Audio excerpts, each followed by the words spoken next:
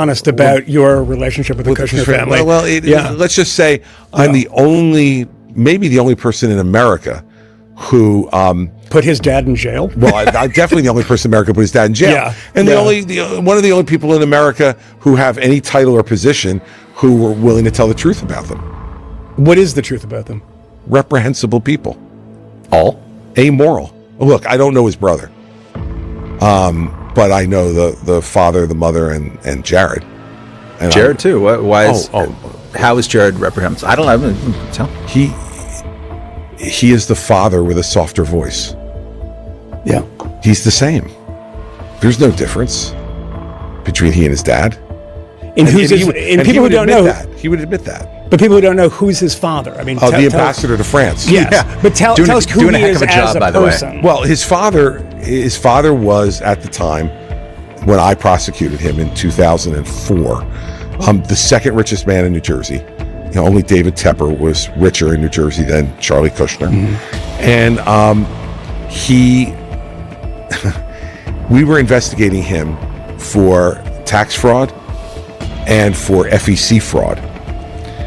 And by FEC fraud, Federal Election Commission donation fraud, what he was doing was, as most real estate guys do, they have a multitude of partnerships. They don't have one company. They maybe have 100 that own each individual piece of property.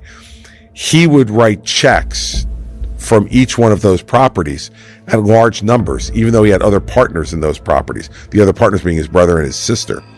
And he would forge their names onto attributions for those donations so he could make larger donations and make himself more important with the political people he was donating to. That's against the law.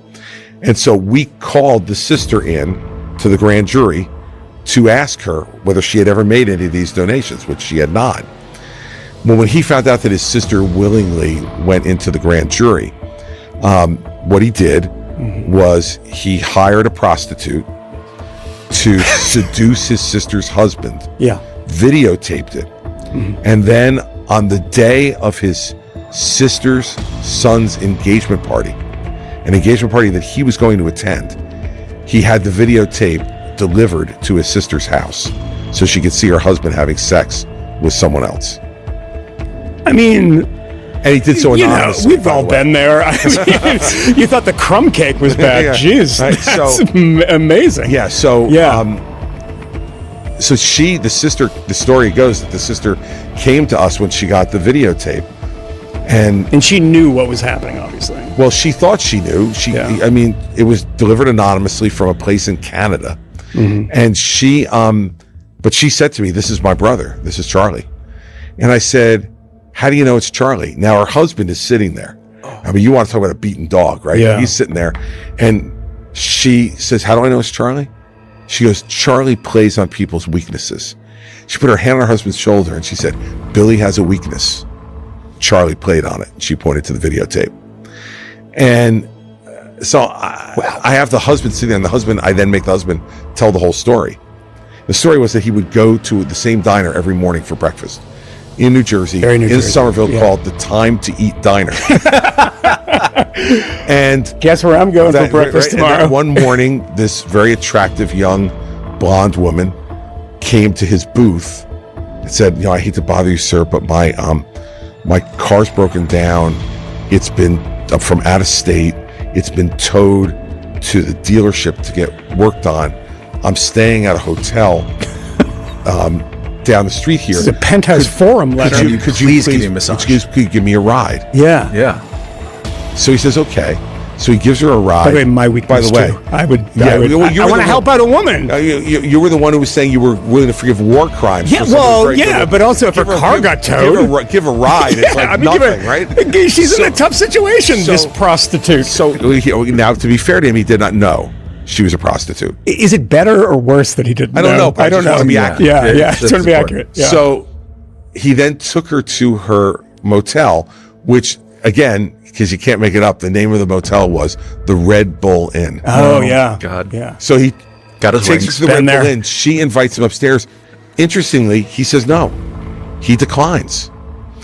And now she's a little like, now what do I do? Because I have a job to do here that I'm being paid for. $25,000, by the way.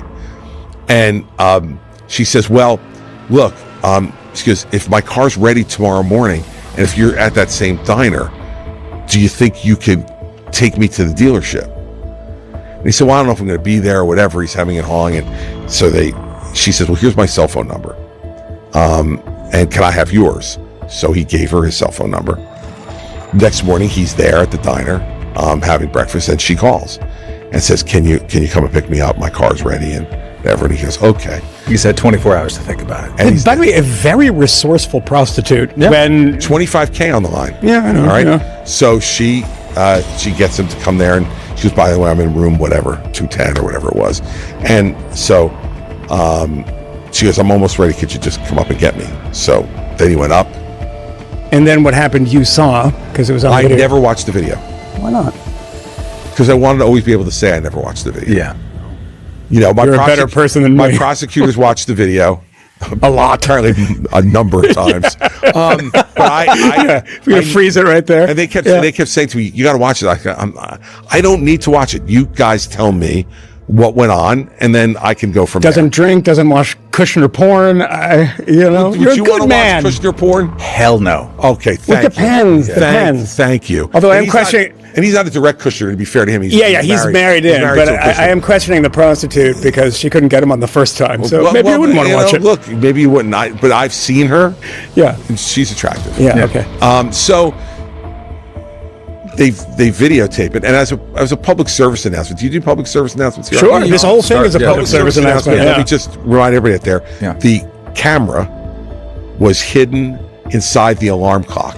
Oh. Wow, so that's a spy job there. Okay, so So when you're at the motel. just so you know, Yeah. Yeah. if you're going to engage in activity like this and want to take note, unplug the alarm clock and put it in the closet. Yeah. You know, and I think he's 80 on Very, that very, betting right by the now. way, it's very sexy no. beginning. This is a public service announcement. Let me This unplug isn't- the alarm clock. This is an attempt to prevent crime. Yeah. You're That's what I'm trying you're to do. stopping Yeah. crime. Yeah, I'm stopping crime before it starts. And so nature took its course. Yeah.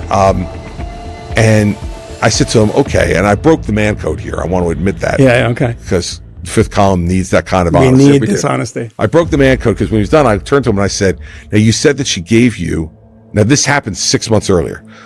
I said, you said she gave you her cell phone number. And he's like, yeah. I said, do you still have it? He just stared down at the table and started shaking his head. He goes, yes. Yes. Of course he does. Yeah. And I said, okay. I said, I need that. So one of the helpful things that they did on the videotape was they date and time stamped it. So we got her number. We subpoenaed her cell phone records for that day. Well, right after the tape goes off and he leaves, she makes a call to another number. So then we subpoenaed those records. They're connected to a private investigator in Schenectady, New York. Then we get his records. Right after she calls him, he calls a phone that is registered to the East Orange, New Jersey Police Department. So we call the East Orange PD and say, who is assigned this cell phone? The PD. Turns out it's the private investigator's brother. We get those records, his call to Charlie Kushner. And it turns out that he provides private security to Charlie Kushner, the cop. Did the cop, He's off duty. did he go to jail for this, or did he He prosecute it? cooperated. He cooperated. He cooperated with the government. Joined Team America. As He we joined call it. Team America, and helped us with the prosecution. So we had And that man is now the ambassador to France. He's now the ambassador to Albania, the cop, and the ambassador to France is. But so we had him. I mean, you know, it's like in baseball lingo, tinker's to ever's the chance. Yeah, you know, like, exactly. We had the connection, and we then executed search warrants on the private investigator, the cop, and the prostitute. The private investigator lawyered up immediately and said, like, I'm not telling you guys anything. You go to hell. The cop folded immediately. Said, yep, I did it. Charlie Kushner asked me to do it. He completely gave it up.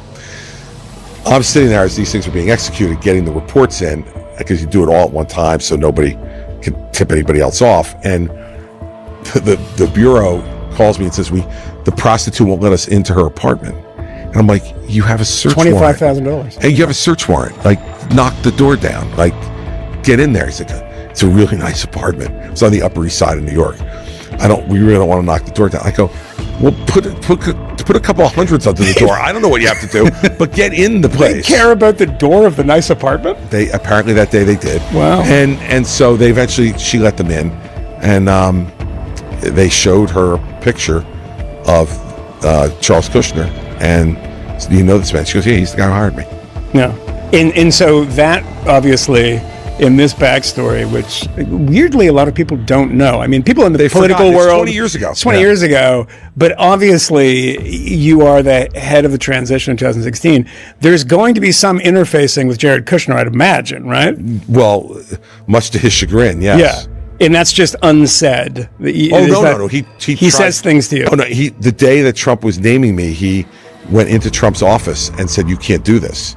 And made the argument against me in front of me. In front of you? Oh, yeah.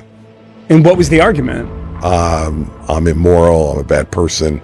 And you're sitting there. Oh, yeah. And said that, it should have never been prosecuted. It wasn't a crime. It was something that should have been handled by the rabbis. Because it was a family dispute. Oh. That's going to fuel some anti-Semitism right there. And I was thinking to myself, like, I didn't know that Title 18 of the U.S. Code was under the rabbi jurisdiction. It's rabbinical code, but apparently it wasn't. And I just sat there and didn't say anything. And finally, Trump looked at me and said, are you going to say anything to defend yourself? I said, no. I said, I want to defend myself to him. Yeah. Doing my job. And by the way, I looked at him and said, by the way, your father pled guilty to all 18 counts. Yeah. So, I don't know. Look, there's some credit to Trump in this, that he said, all right, fine, get out of here, Jared. Anyway. Yeah. He named me anyway, but then of course he fired me. Yeah. Because Jared just continued to pound me. But that was Jared, you think, that precipitated that firing? Oh, I know it was Jared. Okay. Because both Donald Trump and Steve Bannon told me it was Jared. And Steve Bannon's a chatty guy, too. He happens to be. He happens to be. And so, like the relationship with the Kushner family. Now, who knew, by the way, let's remember, in 2004, Jared Kushner, I think, was in college at the time. Or soon to be out of college. And who knew he was going to marry Ivanka Trump? Mm-hmm. Like, when you think about how that all went, you prosecute this guy. He was a prominent guy, but never thought it would have any impact on my career other than having done the case. Well, then he winds up marrying Ivanka Trump. Donald Trump winds up running for president. Donald Trump makes me the chairman of his transition. But the entire behind the scenes thing is that the son-in-law is trying to, off me the entire time. And now we have one of the worst ambassadors to France in history. Like, he's constantly causing diplomatic rows in France by weighing in on domestic affairs. Oh, I saw that recently. Criminal affairs. He was called to task for that. And look, I think the single biggest reason Jared got into the Trump White House was to ensure that his father would be pardoned. Mission accomplished.